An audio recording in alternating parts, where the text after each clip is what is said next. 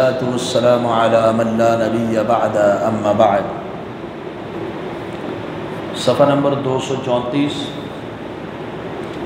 سورہ ابراہیم، سورۃ نمبر 14 آیت نمبر 27۔ اعوذ باللہ من الشیطان الرجیم، بسم اللہ الرحمن الرحیم۔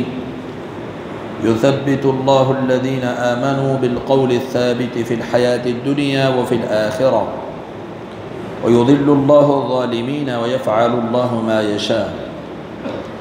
يثبت اللہ، ثابت قدم رکھتا ہے، قائم رکھتا ہے اللہ سبحانہ و تعالی الذین، ان لوگوں کو، آمنوا جو ایمان لائے، بالقول الثابت مضبوط قول کے ساتھ، پختہ قول کے ساتھ، فی الحیات الدنیا دنیا کی زندگی میں، وفی الآخرہ اور آخرت میں، ویضل اللہ الظالمین اور گمراہ کرتے ہیں اللہ سبحانہ و تعالی ظالموں کو، ویفعل اللہ اور کرتے ہیں اللہ تعالی ما یشاء جو وہ چاہیں، جو وہ چاہتے ہیں۔ ابھی آیت کریمہ میں اللہ سبحانہ و تعالیٰ فرمایا، پیچھے آپ نے پڑھا ہے کہ اللہ تعالیٰ نے کلمہ طیبہ کی مثال شجرہ طیبہ کے ساتھ دی اور کلمہ خبیثہ کی مثال شجرہ خبیثہ کے ساتھ دی۔ تو آپ فرمایا کہ جو لوگ اہل ایمان ہیں، مومن آدمی ہیں، انہیں اللہ سبحانہ و تعالیٰ قول ثابت کے ساتھ، پختہ قول کے ساتھ، کلمہ اسلام کے ساتھ دنیا کے اندر بھی ثابت قدم رکھتا ہے اور آخرت میں بھی ثابت قدم رکھتا ہے۔ یثبت اللہ الذین آمنوا بالقول الثابت فی الحیات الدنیا، اللہ تعالیٰ ثابت قدم رکھتے ہیں پختہ قول کے ساتھ، وہ کلمہ شہادت ہے لا الہ الا اللہ وان محمد رسول اللہ۔ تو دنیا میں اللہ سبحانہ و تعالیٰ نے بھی ثابت قدم رکھا ہے، کسی کو اللہ توفیق دیتا ہے تو توحید پر قائم رکھتا ہے، اس کلمہ کے اوپر قائم رکھتا ہے، اسے اللہ سبحانہ و تعالیٰ ہی مضبوط رکھتے ہیں۔ اللہ کی توفیق نہ ہو تو وہ بندہ توحید کے اوپر قائم نہیں رہ سکتا۔ اور پھر انسانی زندگی کے اندر بعض ایسے حالات آ جاتے ہیں، کئی مشکل ترین حالات بھی آئے، تو یہ اللہ ہی کی توفیق تھی کہ کئی لوگوں کو اللہ سبحانہ و تعالیٰ نے ان مشکل حالات میں بھی کلمہ کے اوپر، توحید کے اوپر ثابت قدم رکھا۔ اصحاب الاخدود، خندقیں کھود کر جن میں آگ جلائی گئی، لیکن انہیں ان کے اسلام سے کوئی چیز پھیر نہ سکی۔ اس طرح کی بہت ساری مثالیں موجود ہیں۔ نبی کریم صلی اللہ علیہ وسلم خود بھی، اور آپ صلی اللہ علیہ وسلم کے جانثار، اور آپ صلی اللہ علیہ وسلم سے قبل امتوں کے جو لوگ گزرے ہیں، کئی لوگ جیسے اصحاب الکہف بھی ہیں اور دیگر کئی لوگ ہیں، دنیا میں بڑی بڑی مشکلیں، بڑی بڑی مصیبتیں آئیں، اور مصیبت آنے کی ایک وجہ کہ آپ کلمہ اسلام کو چھوڑ دو، توحید کو چھوڑ دو، غیر اللہ کی عبادت میں ہمارے ساتھ شامل ہو جاؤ، لیکن وہ شامل نہیں ہوئے۔ انہوں نے، کئی تو ایسے ہیں جنہیں قتل تک کر دیا گیا، کئی ایسے ہیں جنہیں سولی پر چڑھا دیا گیا، کئی ایسے ہیں جنہیں ہجرتوں پہ مجبور کیا گیا، کئی ایسے ہیں جنہیں تپتی ریت کے اوپر لٹایا گیا، ہر طرح کے ظلم و جبر کے پہاڑ ان کے اوپر توڑے گئے، لیکن وہ توحید سے منحرف نہیں ہوئے۔ کئی ایسے ہیں جنہیں بڑے بڑے کڑاہے لے کر کھولتے ہوئے تیل میں ڈالا گیا، لیکن کلمہ اسلام سے نہیں ہٹے۔ اب ان کو توحید پر کس نے قائم کیا اتنے مشکل حالات میں کہ ہم جان چھوڑ سکتے ہیں، علاقہ چھوڑ سکتے ہیں، مال و دولت چھوڑ سکتے ہیں، اسلام کے کلمے کو نہیں چھوڑ سکتے، یہ اللہ نے ثابت قدم رکھا۔ اس کی مثالیں اگر میں دینے لگ جاؤں تو آپ کے رمضان کے سارے درس اسی میں گزر جائیں گے۔ بے شمار مثالیں ہیں کہ سننے والے کے رونگٹے کھڑے ہو جاتے ہیں، جن کے اوپر بیتی ہے ان کا کیا حال ہوگا۔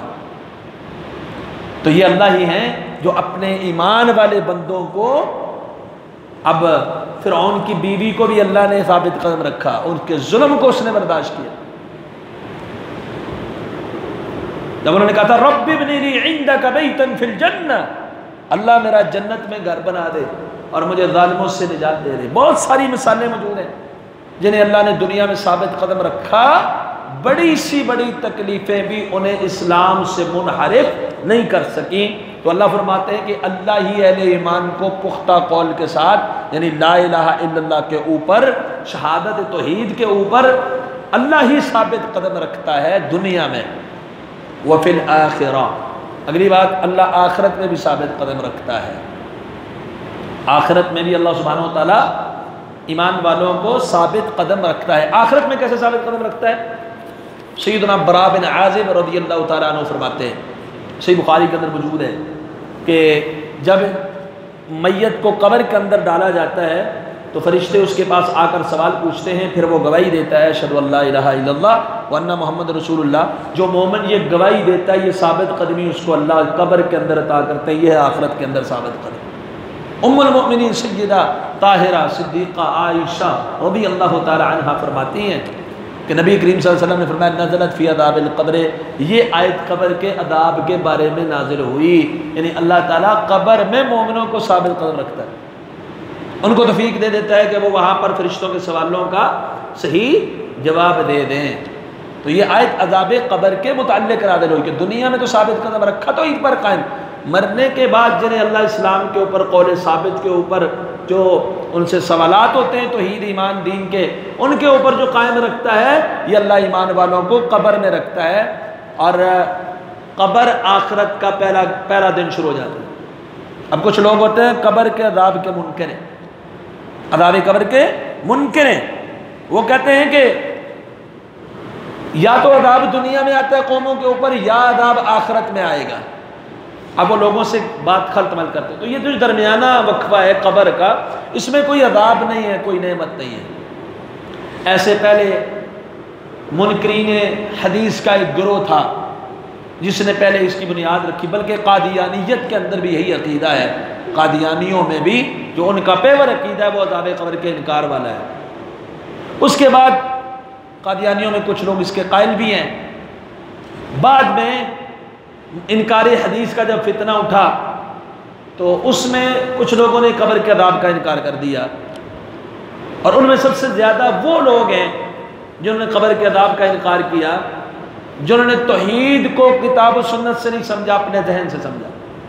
انہیں ہر چیز شرک نظر آنے لگی، ہر چیز کفر نظر آنے لگی، اور حتیٰ کہ رسول اللہ صلی اللہ علیہ وسلم کے صحیح فرامین جو تواتر کی حد تک پہنچے ہوئے ہیں، اس میں بھی انہیں شرک نظر آتا ہے، کہتے ہیں یہ ہے ہی نہیں، یہ شرک ہے۔ کیوں؟ کیونکہ توحید جو رب العالمین کی تھی انہوں نے اس کو صحیح طریقے سے نہیں سمجھا، خوارج کے نہج پر چل کے سمجھا۔ پھر جس آیت کی جو تفسیر حدیث میں آتی، حدیث کا انکار، حدیث کو چھوڑو۔ بظاہر ایسا ٹولہ بھی موجود ہے، اگر وہ خطبہ دیں گے، کسی چیز کے مسائل بیان کریں گے یا فضائل بیان کریں گے، ضعیف حدیثیں بھی پیش کریں گے، جھوٹے واقعات بھی پیش کریں گے، اور احادیث کو اپنی تقریر میں جان بھرنے کے لیے وہ پیش بھی کریں گے، واقعات صحابہ کے پیش کریں گے۔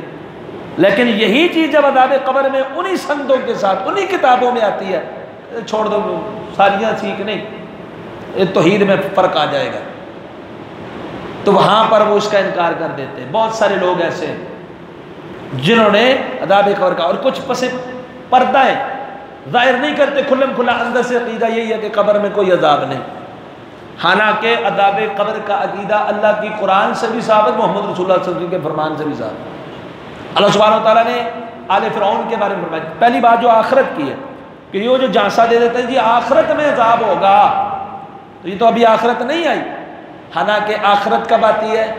آخرت جس دن انسان مرتا ہے اس کی آخرت آ جاتی ہے۔ آخرت کا مطلب یہ نہیں ہے کہ جب حشر کا میدان سجے گا تو وہ آخرت ہے، جس دن انسان کی روح نکلتی ہے آخرت ہے۔ دلیل صحیح بخاری میں نبی کریم صلی اللہ علیہ وسلم کی وفات ہوئی، آپ صلی اللہ علیہ وسلم سیدہ عائشہ صدیقہ رضی اللہ تعالی عنہا کی گود میں سر اقدس رکھا ہوا، مسواک چبا کے ان کو دے رہی ہیں، وہ اپنی ایک فخریہ بات پیش کرتی ہیں، ان میں ایک بات یہ بھی ہے، اللہ نے میرے لعاب اور امام کائنات صلی اللہ علیہ وسلم کے لعاب کو آپ صلی اللہ علیہ وسلم کی دنیا کے آخری دن اور آخرت کے پہلے دن میں ملا دیا، وفات کا دن آخرت کا پہلا دن قرار دے دیا۔ اس پر اور بھی احادیث ہیں. جب انسان مرتا ہے تو اس کی آخرت کی ابتدا ہو جاتی ہے، اور اس میں جو بھی عذاب آتا ہے وہ آخرت کا ہی عذاب ہے، آخرت ہی کا ثواب ہے. نعمت یا عذاب دونوں آخرت کے. تو جب اس آیت کے متعلق اللہ کے رسول صلی اللہ علیہ وسلم کا فرمان اسی بخاری میں کہ نزلت فی عذاب القبر، تو کوئی گنجائش رہتی ہے کہ قبر میں عذاب نہیں؟ پھر اللہ کے رسول صلی اللہ علیہ وسلم نماز پڑھتے ہیں، آپ نے امت کو نماز سکھائی ہے، درود کے بعد تشہد آپ پڑھتے ہیں اللہم انی اعوذ بک من عذاب القبر. کون سی قبر ہے پھر؟ کون سا عذاب ہے جس کی پناہ مانگی جا رہی ہے؟ اللہ کے رسول صلی اللہ علیہ وسلم نے تو پوری کیفیت بیان کر دی. پھر وہ کہتے ہیں یہ پھر ان حدیث کو جب سنتے ہیں پریشان ہو جاتے ہیں، پھر کہتے ہیں اس قبر میں نہیں ہوتا، وہ اوپر ایک قبر ہے اس میں ہوتا ہے.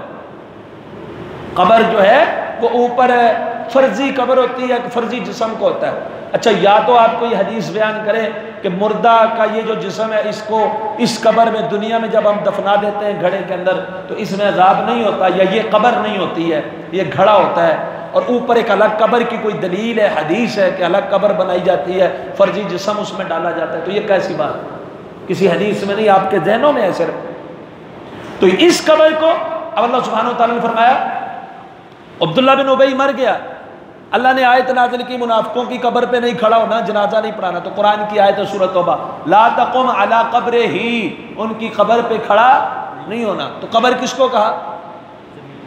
جس پہ لوگ کھڑے ہوتے ہیں، جس کے پاس دعائیں کرتے ہیں. اوپر آسمان میں جا کے تو کوئی نہیں کسی کے پاس کھڑا ہو کے دعا کرتا.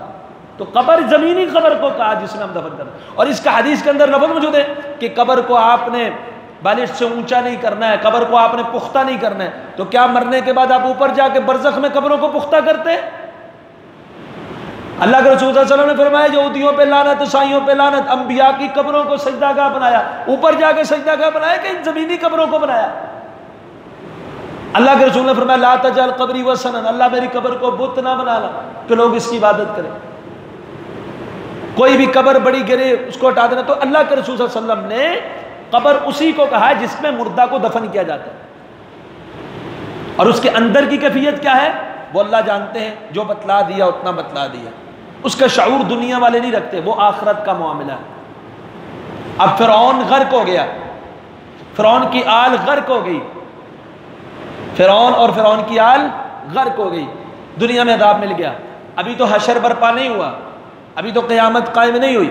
سورہ مومن میں اللہ کیا فرماتے ہیں؟ النار یعرضون علی غدوا وعشیا، آگ ان پہ صبح و شام پیش کی جاتی ہے. یہ نہیں کہ پیش کی جائے گی قیامت والے دن، النار یعرضون علی غدوا وعشیا، اور جس دن قیامت قائم ہوگی اس دن اور سخت عذاب ہوگا. اللہ نے دو عذاب ذکر کر دیے، اب بھی آگ پیش کی جاتی ہے، قیامت میں بھی سخت عذاب ہوگا.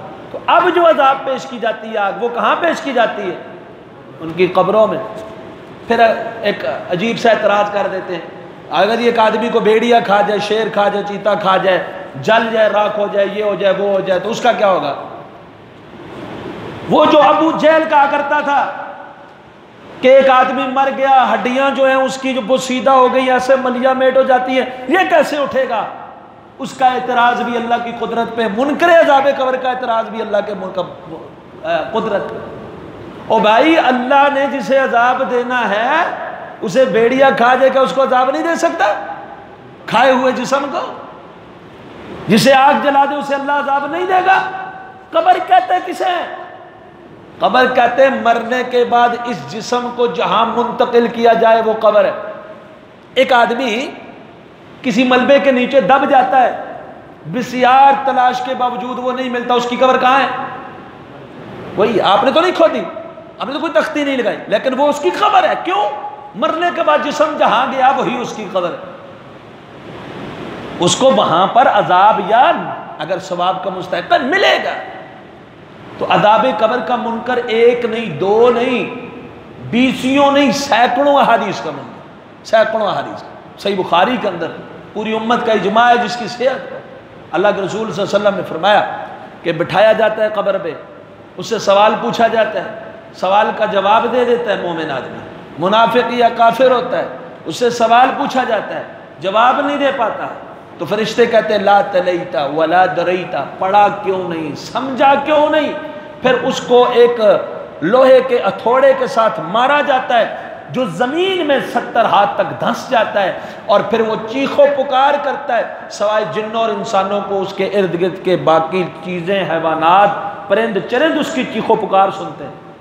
اب یہ اللہ کی حکمت ہے، یہ انسان ہر چیز سن لیتا ہے، قبر کے مردے کی آواز کو نہیں سنتا، ساتھ میں گائے گدھا بھی ہے وہ بھی سن لیتا ہے۔ کیوں؟ انسان کو سنانا مقصود نہیں، اور ان جانوروں کو ان کی آواز آتی ہے۔ اللہ کے رسول نے فرمایا حق ہے، حق ہے۔ تو اس لیے عذاب قبر کے متعلقہ بہت ساری احادیث ہیں جو صحیح بخاری میں ہیں، مسلم میں ہیں، ابو داود میں ہیں۔ ائمہ محدثین نے مکمل طور پر باب قائم کیے ہیں عذاب قبر کے عقیدہ کے متعلق کہ عذاب قبر برحق ہے، جو قرآن سے بھی ثابت ہے، رسول اللہ صلی اللہ علیہ وسلم کے فرمان سے بھی ثابت ہے۔ قبر کے عذاب کا انکار قرآن کی کئی آیات کا بھی انکار ہے۔ منافقوں کے بارے میں اللہ فرماتے ہیں سنعذبهم مرتين ثم يردون الى عذاب الیم، ہم ان کو دوہرا عذاب دے کے عذاب علیم کی طرف لے کے جائیں گے، ایک عذاب دنیا کی ذلت، دوسرا عذاب قبر میں، تیسرا آخرت میں جہنم۔ 3 عذاب ذکر کر دیے۔ تو اللہ فرماتے ہیں کہ اللہ تعالیٰ ثابت قدم رکھتے ہیں مومن کو دنیا میں بھی اور آخرت میں بھی، یعنی قبر کے اندر جب مومن مر جاتا ہے تو اللہ تعالیٰ اسے توفیق دیتے ہیں وہ فرشتوں کے سوالوں کا صحیح جواب دے پائے۔ وَيُضِلُّ اللَّهُ الظَّالِمِينَ، اور اللہ تعالیٰ گمراہ کر لیتے ہیں ظالموں کو۔ ظالم کو اللہ کبھی راہ راست نہیں دکھاتے، اس کو گمراہ کرتے ہیں۔ ظاہر جو ظالم ہوگا، جس کے اندر انحراف ہوگا کتاب و سنت کا، وہ کبھی ہدایت کے رستے نہیں پا سکے گا۔ وَيَفْعَلُ اللَّهُ مَا يَشَاءُ، اور اللہ جو چاہتے ہیں کرتے ہیں۔ اللہ سبحانہ و تعالیٰ سے کوئی پوچھنے والا نہیں، وہ جو چاہیں جو ارادہ کریں، اللہ خود مختار مطلق ہیں۔ يَفْعَلُ اللَّهُ مَا يَشَاءُ، جو چاہیں اللہ سبحانہ و تعالیٰ کرتے ہیں۔ سبحان اللہ۔